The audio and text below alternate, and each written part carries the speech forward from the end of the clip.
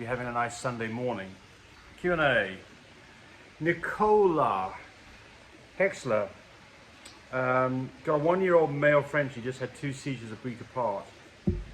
What is your experience with this? Can he still be used as a stud? I'm waiting on neurology appointment. He may have eaten mushrooms from the yard. Well, okay, so the first thing is that, it could be the mushroom thing, but if they're a week apart, I kind of doubt that. So the problem with seizures is they tend to show up when dogs are, 4 months old and older for the first time when you see them.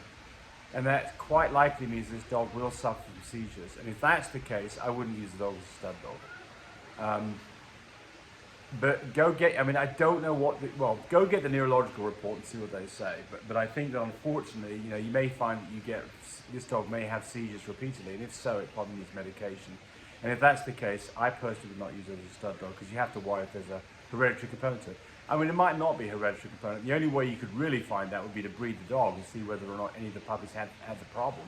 Problem is that it would be almost a year down the road before you'd see the results of that because it takes 4 months for puppies to show up after they've been up the AI, and then another 6 months after that before you might see neurological problems. So you're pushing a year, and you may have bred the dog a number of times by then. So anyway, but I think the only way you're going to find out whether it's an hereditary condition would be you're going to breed the dog. I don't think that anybody's going to categorically be able to tell you one way or the other on that. Alexandra Parvu says, thank you very much from Blackpool, UK, and I've been Blackpool.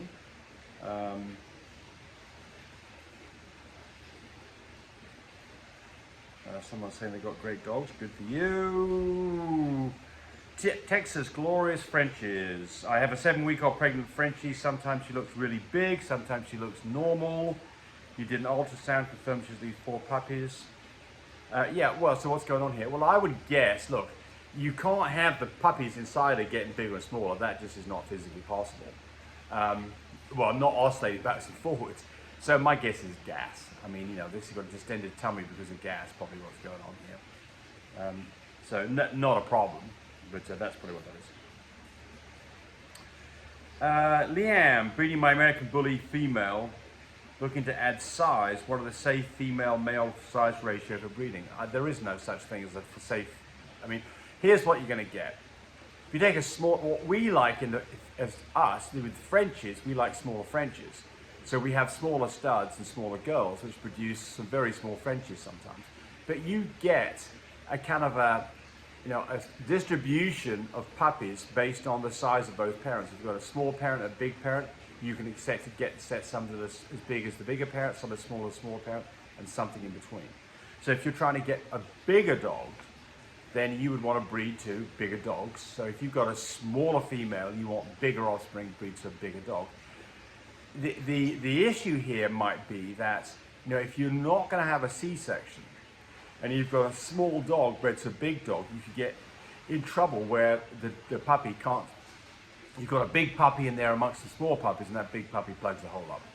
So just be aware of the fact that if you start breeding small dogs to big dogs, especially if it's the female that's small, you could potentially have some birthing problems, and you've got to be prepared to have a C-section.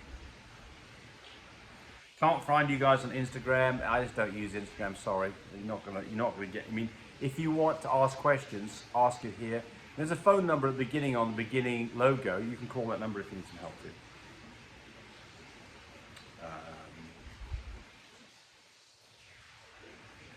I breed Pekingese. This is Marjorie Williams. I breed Pekingese. Had only 2 litters by 2 dames. Both dogs had concerns. The result in a spay. You mentioned several other of these concerns. I have babies coming Labor Day. Thank positively. C-section mum is small.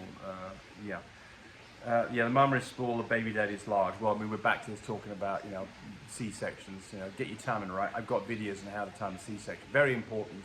You get the timing right. I see lots of people who get in trouble with taking puppies early, and it really ends up in a bad situation. You take puppies more than 2 days early. What's going on here is the puppy's lungs are not being used while they're in the womb because the puppy is being fed through the placenta, and it's inside a sac of amniotic fluid, and it can't breathe that. It's not in its lungs. Well, when it's born, it has to go from this transition from having its lungs that are flooded with fluid to being able to breathe. And there is a thing called surfactant that is naturally produced in the puppy about 2 days before birth. And what that does is it stops the lung material from being sticky.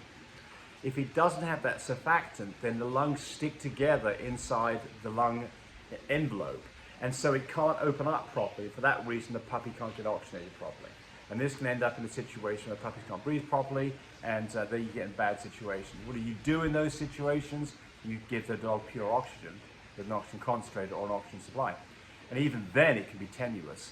I see a lot of times where these premature puppies, taken early, they're slick-faced. That's when you know that they've got a problem. But they're doing okay. They're nursing. They're gaining weight. And then around day 2 to 4, puppies start fading. And people call that fading puppy syndrome. It's not, in my opinion, fading puppy syndrome. It's a puppy that's premature puppy that's having problems breathing.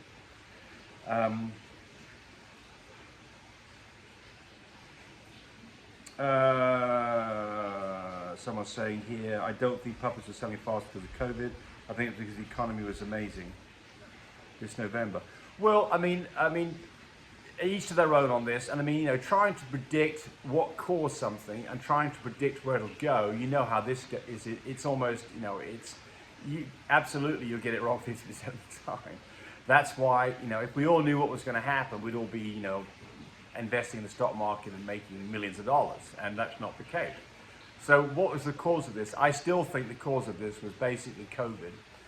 You can't assign this to a single thing in November, because the dogs that were bred in November or bought in November, well, look, here's the deal. There's a glut of dogs. That we know. That's a fact. There's a glut of dogs. There's a lot of people with too many dogs, and because of that, the price has been driven down. That's what's going on. What's the cause of that? It had to have been at least a year plus before that. It can't have been a single event in November. It has to be a whole series of circumstances. And so I think that almost certainly points to COVID. But again, it doesn't matter what the cause of it is. The fact of the matter is it's here, and you just got to muddle your way through it. Upstate Bullies. I just had a litter about 7 weeks ago. All the pups are doing fine except one is the runt. Last week seemed like he just stopped playing and barely eating. Well, look, the thing about this is these are 7 weeks old puppies, so they should have some weight to them at this point. But I mean, the thing to do is weigh this puppy every day and see whether it's gaining weight. If it's not gaining weight, then I mean, it's a calorie intake problem. And what can you do about that? Give it more calories. And if it won't eat it itself, then you're going to have to, hand feed or even tube feed. And a 7-week-old puppy should be on, basically kibble or wet food at this point, not on milk. But again, it's not like you can't make a slurry out of it. You can go get raw canine puppy mousse and then mix it up with a bit of goat's milk so it's kind of a bit thin, and you could put that into a syringe and then you could tube feed that. It's not like you can't tube feed that. And there's plenty of nutritional content in puppy mousse. Don't have to necessarily use, I mean, you can't tube feed kibble. It's not going to go down the tube. That's not happening. But you can, it's just like, by the way, with a human being. What do you do when you've got a human being that's losing weight and is really in bad situation? You put a nasal tube in there and you feed so that nasal tube goes through the nose, down the back of the throat, into the stomach, and then you feed with that. And so what do they feed? They feed a slurry of the correct kind of content of protein, carbohydrates, and sugars. You can do that. You're obviously not going to put don't get me wrong, we're not putting a nasal tube in the puppy. We're orally putting a tube in its mouth and feed that puppy. The other thing is that, what's going on here? If you're not sure what's going on, it's time to go visit the vet and have an exam done and find out what's up. If you haven't wormed this puppy, absolutely go give it 3 days worth of Safeguard immediately for 3 days. And the recommended dose for Safeguard is half a cc per pound, and for 3 days. But don't just take that as being the right solution. If this puppy's having problems, try to get on it as soon as you can. The longer you leave this, the more likely there won't be a good outcome. And that, if you don't know what's going on, don't rely on me telling you right here, because I haven't even seen the puppy, and I'm not a vet anyway. Go to your vet, get an exam. Thanks for watching the video. I really appreciate people who subscribe to me. It helps me, encourage me to do more of these videos. But do remember, disclaimer here, I am not a vet. I'm not a licensed medical professional. I'm purely a person who's been breeding dogs for the last couple of decades. Any information that you got from this video, use at your own risk. There's nothing implied here, and certainly this should not be used as a substitute for advice from your veterinarian or your medical professional. I hope you enjoyed the video. Come back for more of them. Bye.